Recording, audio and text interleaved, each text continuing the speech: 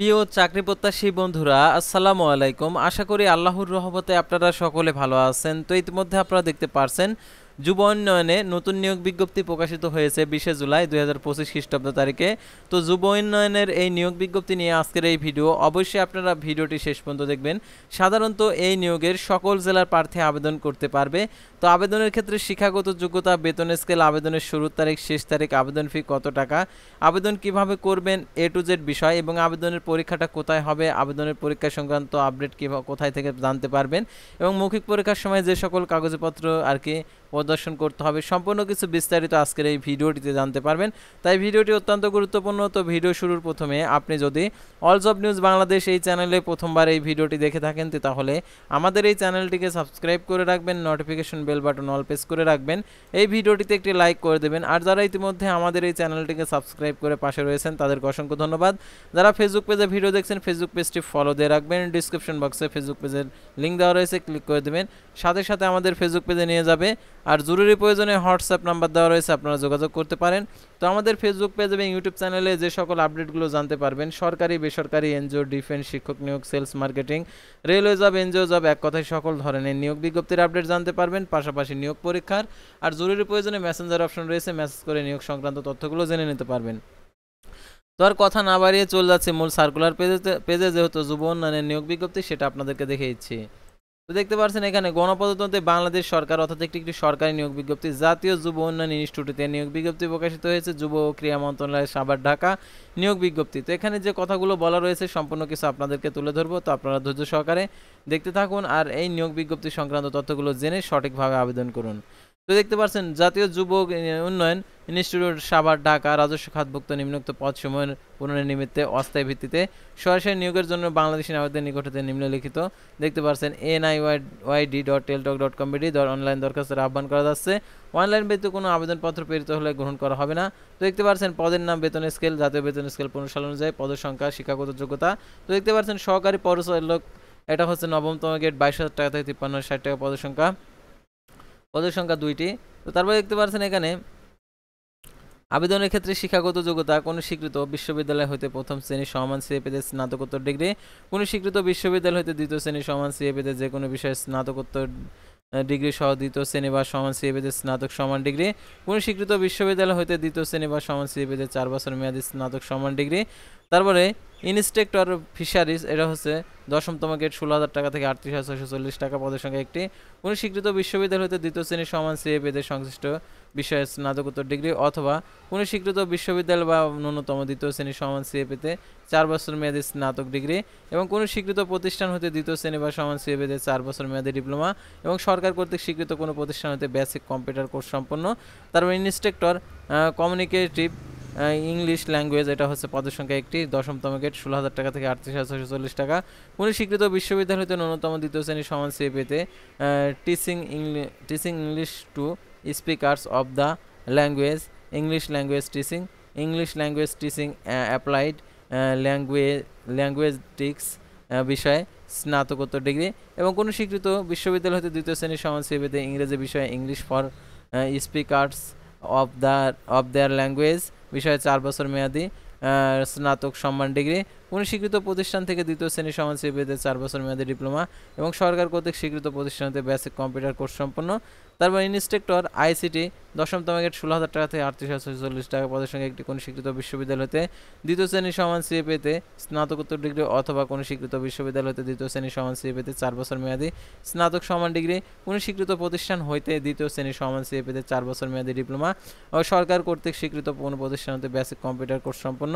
তারপর instructor automobile, 10তম grade, পদের সংখ্যা 1টি, কোনো স্বীকৃত বিশ্ববিদ্যালয় হতে যন্ত্রকৌশল অটোমোবাইল ইঞ্জিনিয়ারিং ন্যূনতম দ্বিতীয় শ্রেণীর সমান সিএ পেতে স্নাতকোত্তর ডিগ্রি, কোনো স্বীকৃত বিশ্ববিদ্যালয় হতে দ্বিতীয় শ্রেণীর সমান সিএ পেতে 4 বছর মেয়াদী স্নাতক সমান ডিগ্রি, কোনো স্বীকৃত প্রতিষ্ঠান হতে অটোমোবাইল ট্রেড ন্যূনতম দ্বিতীয় শ্রেণীর সমান সিএ পেতে 4 বছরের মেয়াদী ডিপ্লোমা, সরকার কর্তৃক স্বীকৃত কোনো প্রতিষ্ঠান হতে বেসিক কম্পিউটার কোর্স সম্পন্ন। তার উপসহকারী প্রকৌশলী, পদের সংখ্যা 1টি, 16,000 টাকা থেকে 38,640 টাকা, কোনো স্বীকৃত প্রতিষ্ঠান হতে প্রথম শ্রেণী বিভাগ সমান সিএ পেতে প্রকৌশল 4 বছর মেয়াদী ডিপ্লোমা। তারপরে দেখতে পাচ্ছেন এখানে সহকারী হোটেল সুপারিনটেন্ডেন্ট, পদের সংখ্যা 1টি, কোনো স্বীকৃত প্রতিষ্ঠান হইতে ন্যূনতম 4 বছর মেয়াদী স্নাতক সমান ডিগ্রি। তারপর দেখতে পাচ্ছেন সহকারী লাইব্রেরিয়ান পদের সংখ্যা একটি কোনো স্বীকৃত বিশ্ববিদ্যালয়তে গ্রন্থাগার বিজ্ঞান বিষয়ে দ্বিতীয় শ্রেণী সমান সিএপিতে স্নাতকোত্তর সমান ডিগ্রি। তারপরে হিসাব রক্ষক, এটা হচ্ছে 14তম গ্রেড 10,200 টাকা থেকে 24,680 টাকা বেতনে পদের সংখ্যা একটি কোনো স্বীকৃত বিশ্ববিদ্যালয়তে দ্বিতীয় শ্রেণী সমান সিএপিতে বাণিজ্য বা ব্যবসায় শিক্ষা বিভাগে স্নাতক সমান ডিগ্রি। হিসাব সংক্রান্ত কাজে 3 বছরের বাস্তব অভিজ্ঞতা সম্পন্ন প্রার্থীদের অগ্রাধিকার। তারপরে দেখতে পাচ্ছেন অফিস সহকারী কাম কম্পিউটার মুদ্রা অক্ষরিক 9,300 টাকা থেকে 22,490 টাকা বেতন। পদের সংখ্যা 2টি কোনো স্বীকৃত বোর্ড হতে উচ্চ মাধ্যমিক সার্টিফিকেট বা সমান পরীক্ষা উত্তীর্ণ। সরকার কর্তৃক স্বীকৃত প্রতিষ্ঠান হইতে বেসিক কম্পিউটার কোর্স সম্পন্ন। কম্পিউটার টাইপিংয়ের প্রতি মিনিটে বাংলায় ও ইংরেজিতে 30 শব্দ করে থাকতে হবে। তারা অফিস সহায়ক 20তম গ্রেড 8,250 টাকা থেকে 20,010 টাকা। পদের সংখ্যা 2টি কোনো স্বীকৃত শিক্ষা বোর্ড হতে মাধ্যমিক সার্টিফিকেট সমান পরীক্ষা উত্তীর্ণ। তো আবেদনপত্রের যে প্রথম শ্রেণী দ্বিতীয় শ্রেণীর ক্ষেত্রে এখানে যে নীতিমালা দিয়ে দিয়েছে, তো দেখতে পাচ্ছেন এসএসসি ক্ষেত্রে 3 পয়েন্ট চতুর্থ, এসএসসি ও এসএসসি ক্ষেত্রে 3 পয়েন্ট চতুর্থ প্রথম বিভাগ, আর 2.3 পয়েন্টের কম হচ্ছে দ্বিতীয় বিভাগ।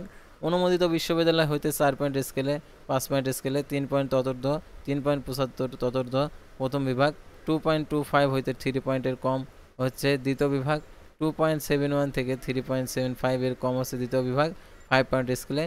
তো আবেদনকারীর বয়স সীমা দেখতে পাচ্ছেন যে তারিখ অনুযায়ী হতে হবে। তো দেখতে পাচ্ছেন বয়স সীমা বর্ণিত পদের জন্য বয়স সীমা 32 বছর। 23/7/2025 খ্রিস্টাব্দ তারিখে বয়স প্রমাণের জন্য অ্যাফিডেভিট গ্রহণযোগ্য নয়। নিয়োগের ক্ষেত্রে কোঠা সম্পর্কে সর্বশেষ সরকারি নীতিমালা ও গ্যাজেট অনুসরণ করা হবে। আর দেখতে পাচ্ছেন নিয়োগকৃত কর্মচারী চাকরি যুব উন্নয়ন ইনস্টিটিউট কর্মচারী বিধিমালা 2021 দ্বারা নিয়ন্ত্রিত হবে। তবে সে যে সকল বিষয় বিধিমালার উল্লেখ কর্মচারীর ক্ষেত্রে প্রযোজ্য আইন বিধি প্রযোজ্য হবে। এবং এখানে আরও যে শর্তাবলী দিয়েছে, মৌখিক পরীক্ষার সময় সকল সনদের মূল কপি প্রদর্শন করতে হবে। এছাড়াও জেলার স্থায়ী বাসিন্দা প্রমাণক হিসাবে ইউনিয়ন পরিষদ চেয়ারম্যান, সিটি কর্পোরেশনের কর্তৃক নায়কত্ব সনদ। সকল নিয়োগের ক্ষেত্রে সরকারি বিধিবিধান পরবর্তী বিধিবিধান সংশোধন হলে তা অনুসরণ করা হবে। লিখিত, মৌখিক ও ব্যবহারিক পরীক্ষার অংশগ্রহণের জন্য কোনো প্রকার টিএডি প্রদান করা হবে না। লিখিত, মৌখিক পরীক্ষার ও ব্যবহারিক পরীক্ষার এসএমএস এর মাধ্যমে জানিয়ে দেবে। অর্থাৎ আপনি যে আবেদনপত্রে যে নাম্বারটি উল্লেখ করবেন সেই নাম্বারটি অবশ্যই সচল রাখবেন। অর্থাৎ লিখিত, মৌখিক ও ব্যবহারিক পরীক্ষার সময়সূচি তারা জানিয়ে দেবে। কর্তৃপক্ষ পদের সংখ্যা হ্রাস, বৃদ্ধি এবং বিজ্ঞপ্তি বাতিল করার অধিকার সংরক্ষণ করেন। আর অনলাইন আবেদনপত্র পূরণ ও পরীক্ষার ফি জমাদানের শুরুর তারিখ দেখতে পাচ্ছেন। অনলাইন আবেদনপত্র পূরণ ও পরীক্ষা অংশগ্রহণ ইচ্ছুক প্রার্থীগণকে niuid.tel.com ওয়েবসাইটে আবেদন শুরু করতে পারবেন।